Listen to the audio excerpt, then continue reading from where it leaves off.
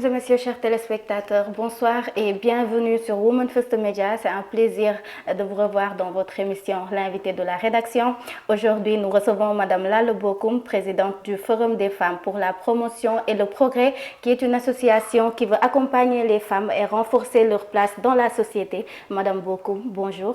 Bonjour Fatou. Merci d'être avec nous. Également, le plaisir est pour moi. Alors, pour commencer, je vous laisse vous présenter à nos téléspectateurs. Merci Fatou. Tout d'abord, permettez-moi de vous remercier pour cette invitation. C'est un énorme honneur pour moi. Je me nomme Lalla Bokoum. Comme vous le savez, je suis la présidente de l'association FDP, qui est le Forum des femmes pour la promotion et le progrès. Alors, parlez-nous un peu de votre parcours avant le FDP. Alors, pour revenir à mon parcours avant le FDP, je suis journaliste de profession et j'ai travaillé dans beaucoup de médias au Sénégal, notamment la RTS, la RDV, la 2STV. Et bien sûr, j'ai aussi été chargée de communication au niveau de différents départements ministériels, notamment le ministère de la Famille, le ministère des Sénégalais de l'extérieur et le ministère chargé des questions de la pédagogie. Et ensuite, en 2011, à la veille des élections présidentielles, j'ai eu une bourse scolaire pour aller étudier à l'étranger, en Belgique, et c'est là-bas que j'ai eu mon master 1 en communication et journalisme. Et puis après la Belgique, j'ai travaillé avec d'autres organisations. Ensuite, je suis revenue au Sénégal pour reprendre mes activités, mais j'ai aussi un autre contrat qui m'avait débauché du Sénégal pour l'Angleterre. Donc c'est de 2017 jusqu'en 2024. Donc j'ai travaillé en Angleterre comme étant consultante en communication. Alors, qu'est-ce qui vous a motivé à créer le FDP? En ce qui concerne le FDP, c'est une très longue histoire. Le FDP a été créé en 2019, officiellement en 2019. Donc de 2019 jusqu'en 2024, j'ai travaillé sur le processus administratif, sur la massification au niveau du Sénégal et au niveau de la diaspora, sur la mise en place de différentes commissions quand même pour que le travail se déroule comme prévu. Ce qui m'a vraiment motivée est que durant les élections présidentielles, législatives autant pour moi, j'avais remarqué que les femmes n'étaient pas très présentes dans les listes. Et ceux qui étaient présentes n'étaient pas très sûres d'elles-mêmes. Alors c'est à partir de là-bas que j'ai compris qu'il fallait vraiment donner un coup de pouce à ces femmes-là. Et j'ai pensé à créer quelque chose qui pourra les accompagner, qui pourra les aider et qui pourra leur donner beaucoup plus de confiance, parce que c'est ça qui manquait. Nous nous sommes retrouvés dans un groupe qui avait au début, on était au nombre de une trentaine, mais au finish, seuls 5 ou 6 d'entre elles sont parties aux élections. Ils sont restés dans les listes. Les autres, ils avaient désisté pour beaucoup de raisons. Pour des raisons financières, pour des raisons de société, parce que comme vous le savez, dans notre société, les femmes, ils ont peur, c'est ce que je peux dire, parce que ils vont vous dire, bon voilà, mon mari ne veut pas que je parte aux élections, ma belle famille, mon père, ma mère, ma famille, même dans votre famille, et les femmes elles rencontrent des problèmes dans leur propre famille.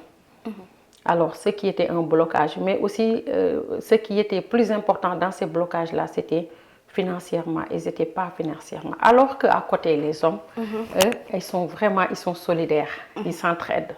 Mais pendant ce temps, nous, les femmes, nous ne sommes pas solidaires. Donc, c'est les raisons pour lesquelles les femmes ne peuvent pas faire quelque chose qui peut réussir à 100% parce qu'on a un problème de manque de solidarité. Alors, c'est à partir de là-bas que j'ai constaté que il fallait vraiment nous organiser autour de quelque chose pour quand même les booster, pour qu'ils puissent être à la hauteur, c'est-à-dire s'outiller pour mieux décider.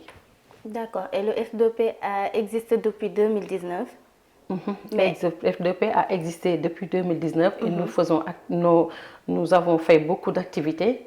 Nous avons organisé des sessions de formation, nous avons organisé des rencontres en ligne, nous avons organisé des forums.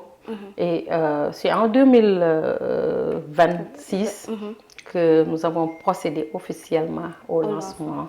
Et pourquoi avoir attendu jusqu'en 2025 pour procéder au lancement?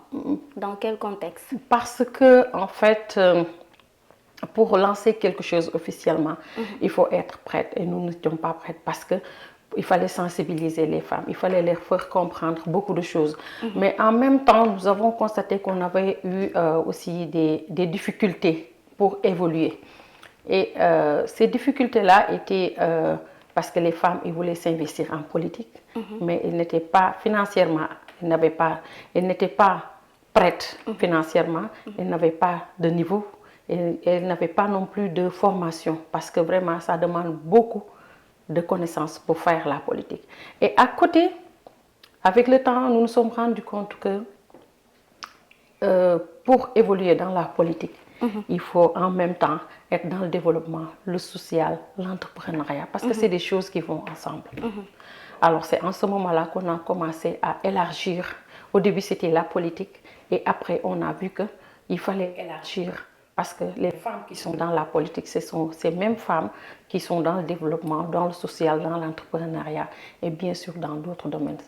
C'est pourquoi on a élargi et il fallait qu'on prenne encore beaucoup plus de temps pour voir où se trouvent tous ces problèmes-là et pouvoir trouver une solution à ces problèmes. Et aujourd'hui, quels sont les principaux objectifs que vous poursuivez à travers le F2P? Notre principal objectif, c'est-à-dire que nous voulons créer des femmes leaders et nous sommes dans ce lancer. Nous voulons créer des femmes créatrices de richesse, c'est-à-dire des femmes qui sont autonomes. Les femmes, le seul problème que les femmes ont, c'est l'autonomisation. Financièrement, il faut que les femmes soient autonomes pour réaliser leurs rêves. Le blocage, c'est ça. Alors, en politique, comme vous le savez comme moi, nous ne faisons pas la politique. Je vais rappeler ça aussi. Le FDP est une association légalement reconnue par l'État du Sénégal qui existe au Sénégal dans toutes les régions, mais également au niveau de la diaspora, dans beaucoup de pays de la diaspora. Alors, nous sommes apolitiques. Nous ne faisons pas de la politique. Le FDP n'est pas politique et apolitique. Mais toutes les femmes qui sont, la majeure partie des femmes qui sont dans FDP ou qui sont des membres à part entière de FDP, elles sont dans la politique et nous militons dans différents partis politiques. Nous respectons nos choix de partisans politiques, mais nous allons nous retrouver autour de l'essentiel. L'essentiel, c'est-à-dire que moi, je suis dans une partie politique, l'autre est dans un autre parti politique, mais nous nous retrouvons autour de quelque chose pour ensemble être à la hauteur. Parce qu'une personne qui n'est pas à la hauteur ne peut pas demander quelque chose. Vous ne pouvez pas représenter la population dans les instances de décision et vous ne pouvez pas non plus être... On a vu que vraiment dans notre assemblée, il y a des femmes qui sont à la hauteur, mais il y en a qui sont vraiment... qui n'ont pas été assez encadrées, assez formées et assez outillées pour vraiment représenter dignement les femmes à l'Assemblée. Je sais que quand même, il y a de la matière, mais il y a beaucoup de choses. Et il y a beaucoup de femmes qui sont dans les maisons et beaucoup de femmes qui sont aussi dans la société, mais ils ont peur de faire la politique. Alors que moi, je pense que ces femmes-là, elles doivent sortir, elles doivent s'imposer et prendre leur place dans la société. Dans la société. On voit que vous mettez un accent particulier sur le leadership féminin. Comment ça se passe concrètement sur le terrain? C'est pas facile. C'est pas du tout facile. Comme vous le savez, d'ailleurs, pour parler de leadership, moi, je pense que le leadership, ça s'incarne. Hein. On ne dit pas qu'on est leadership. On ne peut pas être leadership d'un moment à l'autre ou bien se lever un beau jour pour dire que moi, je suis leader. Hein. Le leadership, c'est quelque chose qui est vraiment qui se lisent dans les traits. C'est quelque chose que la personne vit et quelque chose que la personne incarne à travers les actes qu'elle pose et à travers ce qu'elle incarne dans la société. Donc, nous essayons quand même d'encadrer les femmes et de les pousser pour leur faire comprendre que chaque femme peut être leader dans le domaine qu'elle. Par exemple, si nous prenons le domaine de l'entrepreneuriat, nous sommes dans l'entrepreneuriat. Oui, effectivement. Nous sommes dans l'entrepreneuriat et dans le développement, dans le social. Et actuellement, ce que nous projetons pour les femmes de F2P, c'est-à-dire que d'être des entrepreneurs qui sont vraiment autonomes et d'être des femmes actrices de développement. En même temps et aussi d'intervenir parce qu'on ne peut pas dire développement, on ne peut pas dire entrepreneuriat sans dire social.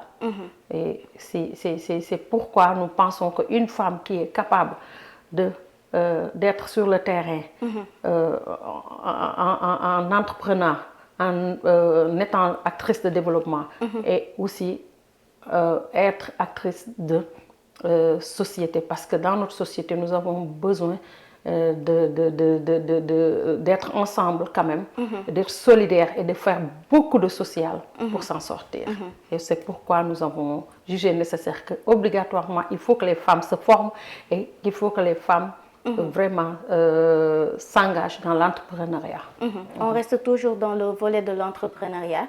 On voudrait savoir quels sont les types d'accompagnement que vous proposez aux femmes.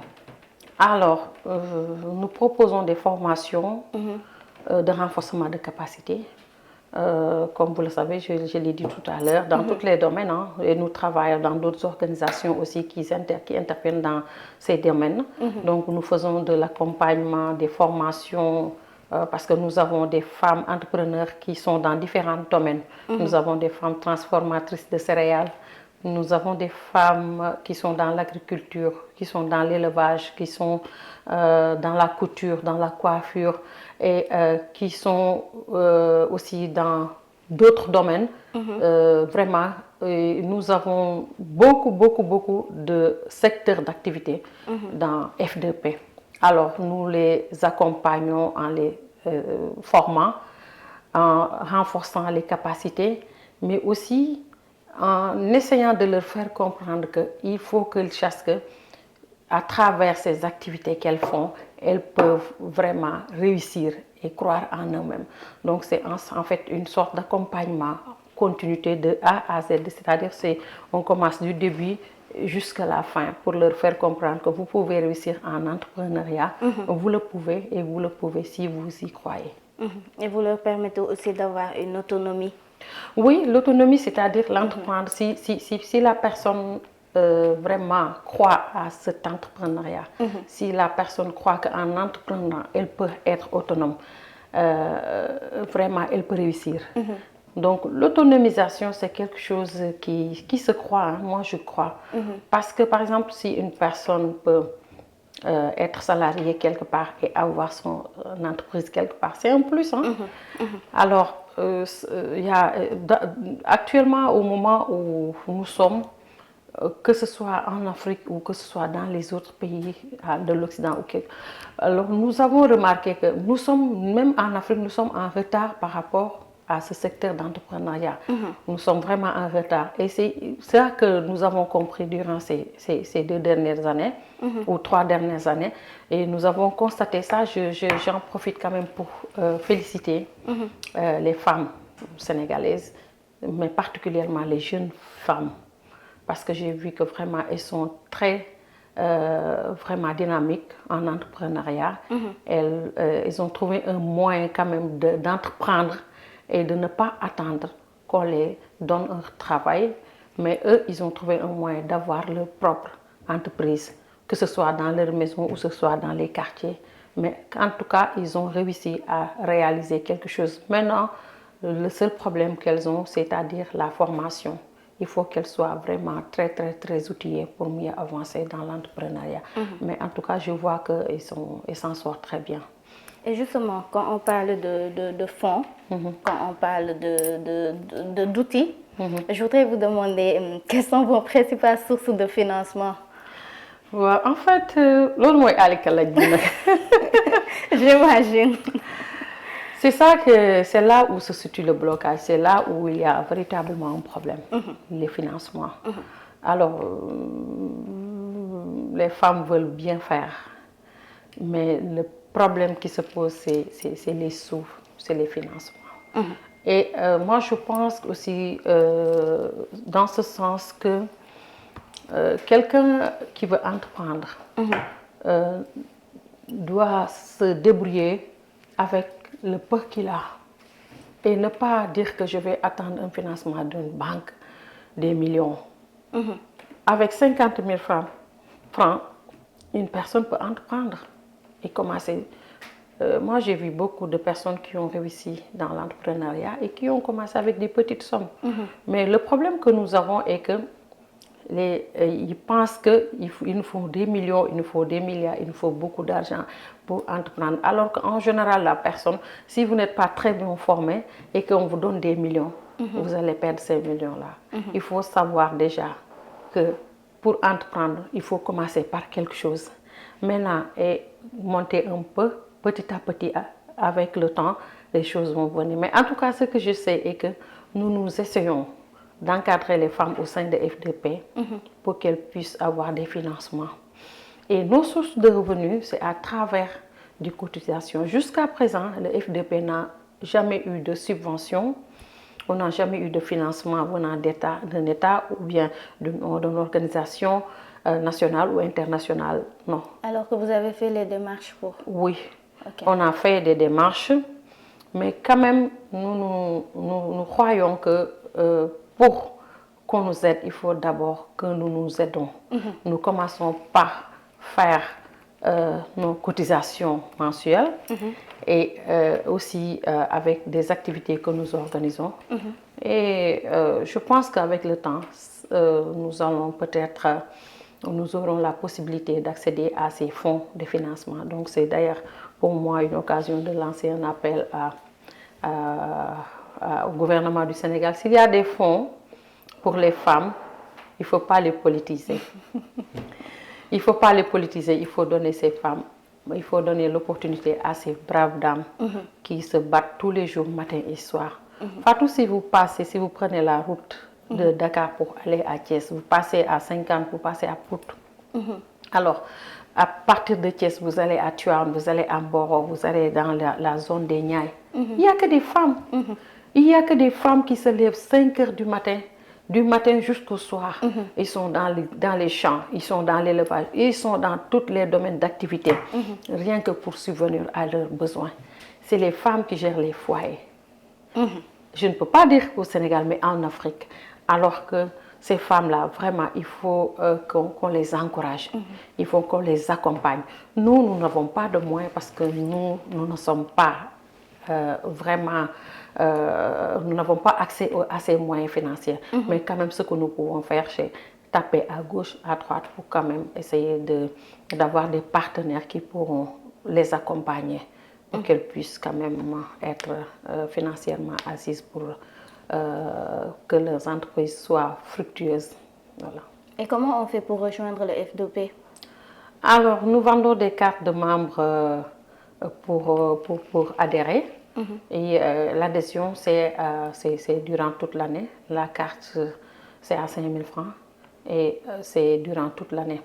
À part ça, si vous avez la carte de membre de F2P, alors vous avez droit à toutes les activités au sein de F2P.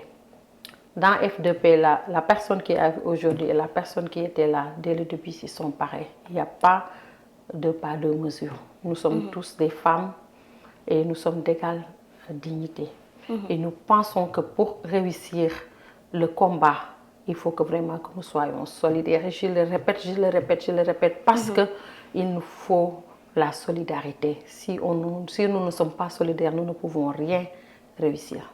Donc on tend la main à toutes les femmes du Sénégal qui veulent vraiment